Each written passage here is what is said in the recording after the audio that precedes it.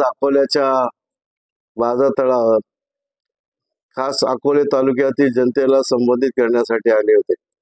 सगळा तर आपण तुम्ही सांगितलेली आहे, अत्यंत उत्साहामध्ये, भर उन्हामध्ये, ताणामध्ये पठार भागातून, आदिवासी पट्ट्यातून जनता मतदार आले होते आणि सर्वांनी अत्यंत म्हणजे स्टेजवरील सर्वांना एक कुतूहल होतं आणि कौतुक वाटत होतं। उन्हाताणात ही माणसं आलेली आहेत आणि गेली 3-4 तास ही माणसं शांतपणे बसलेली होती, ऐकत होती आणि त्या पद्धतीनं आजची सभा अत्यंत उत्साहात, आनंदात आणि जोशात झालेली आहे।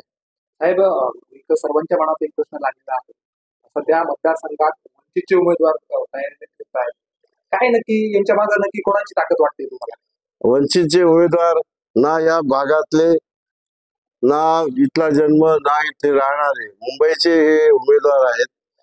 त्यामुळं यांचा जनतेशी किती आणि कसा संबंध आहे हे आपल्याला सर्वांना माहित आहे। दुसरा राहिला भाग वंचितच्या बाबतीमध्ये, जे काही निवडणुकीच्या पूर्वी ज्या काही गोष्टी समोर आलेल्या आहेत, महाविकास आघाडी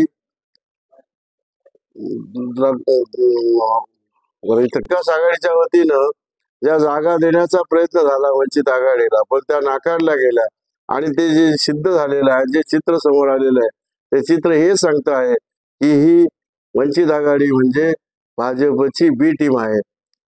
म्हणून वंचित आघाडीच्या उमेदवाराला मत देणं म्हणजेच भाजपला मत देणं अशा प्रकारचं निश्चित झालेलं आहे। त्यामुळे माझी विनंती राहील की हे मत आपण वाया घालवू नये।